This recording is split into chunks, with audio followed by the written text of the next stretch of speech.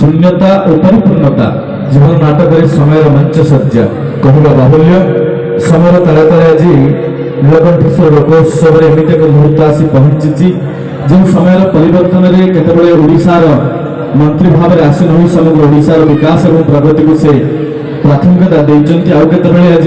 समय परिवर्तन में ओडिशार बाचस्पति भाव में समग्र ओडिशार विकास और उन्नति को प्राथमिकता दे आज ओडिशार अनन्य नारी नेत्री साजिचंती समग्र ओडिशार नारी जगत अरुणिमा नारी नेत्री आम समस्त परम सम्माननीय आज नीलकंठेश्वर लोकोत्सव 2026 द्वितीय संध्यार मुख्य अतिथि तथा उद्घाटक भाव में आसीन होती निवेदन कर भव्य करताली हुलहड़ी सहित ओडिशार वरीय बाचस्पति श्रीमती सुरमा पाठी महोदय निवेदन रखिब हृदय कथा को आम समस्त उद्देश्य आज भव्य संध्यारे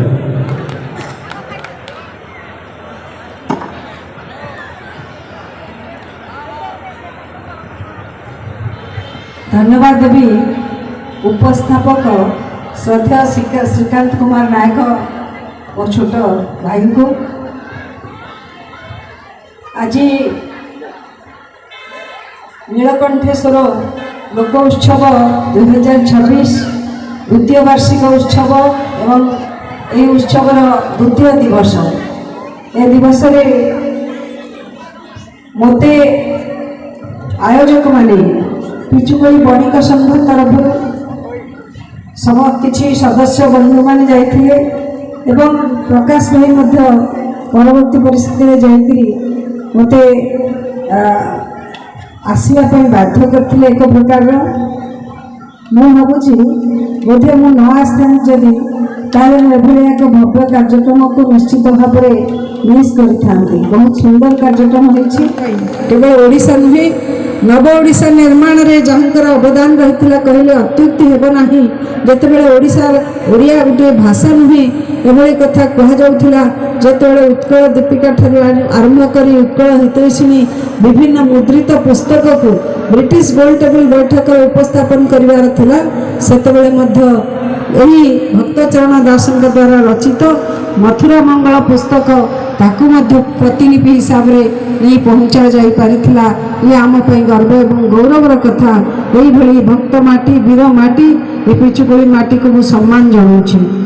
मते जेतेबेले गणपुर महोत्सव संपर्क में आपण मैंने जानी निश्चित भाव में 2008 मसीहा 2007 मसीहा महोत्सव आरंभ होता मुझे विधायक रही एवं महोत्सव कर परिकल्पना से बोलगढ़ माटी मुझे कारण से बोलगढ़ महोत्सव को मु निमंत्रित होकर आसती अतिथि हिसाब से ये माटी एपाई पवित्र माटी बोली मु कहे जितेबाला कहवाक तो अनेक कथा अच्छी मु चुंबक दुई चार कथा कही मु सारी क्षमा करेंगे आपण मैंने यही माटी सारा भारत को नुहे विश्व को शिक्षा देता यही माटी में महात्मा गांधी का आगमन महात्मा गांधी का अवस्थान एवं ये अवस्थान अवसर में मुख निश्चित होता काटी पिंध कुटी खाओ ये बाणी जहाँकि समग्र विश्व में समग्र स्वाधीनता संग्रामी मान भितर आलोड़न सृष्टि कर देता ये बोलगढ़ माटी हूँ तार उद्भव करता यही मानसिकता बंधुगण कि निश्चित भाव में माटी महात्म्य रही जो कारण आज आपण मैंने प्रभु नीलकंठेश्वर जो विश्व साहित्य महायज्ञ आज 34 वर्ष में पदार्पण कर से मंच को बर्तमान आसती संबर्धित हेबे माननीय बाचस्पति प्रीति उपहार सहित बेगर गामुछा पकई दिगला जोरदार गोटे करताली दिंतु ये महोत्सव एमती जोरदार आगेब द्वितीय संध्या नुहे ये महोत्सव आहरी चलो तापर रॉकस्टार म्यूजिक बंधु मैंने अच्छा भरपूर मनोरंजन देवे मैडम किसी कहे निश्चित भाव में सानपदर गाँव भक्त पार्टी संतान आमर श्रीकांत भाई आज नुहे अनेक जगह सहित मंच संयोजना देखा मिले मु सब भावे जो कहबार शैली एवं जो कंठ भगवान को ईश्वर दत्त पितृमातृ आशीर्वाद जो पाई सहित जो बुद्धि अच्छी से निश्चित भाव में भुवनेश्वर बहुत बड़ बड़ एंकर मान सहित तुलनीय एंकर मान भली प्रतिभा रही। आम समस्ते आशीर्वाद करवा आम माटीर पुओ ये बहुत बड़ मंचरे से सुजोग पातु एवं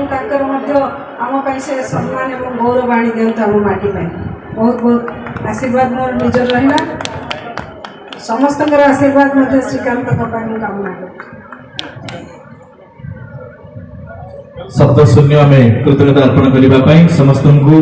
पुनर्बार कृतज्ञता अर्पण करूँ समस्त भव्य उपस्थिति निवेदन करूँ कोषाध्यक्ष पवित्र कुमार चौधरी महोदय को धन्यवाद अर्पण करने निवेदन रखी सभापति माननीय पवित्र मोहन माझी महोदय सभा सांग करेंगे पूर्व धन्यवाद अर्पण। धन्यवाद उपस्थित समस्त अतिथिवृंद।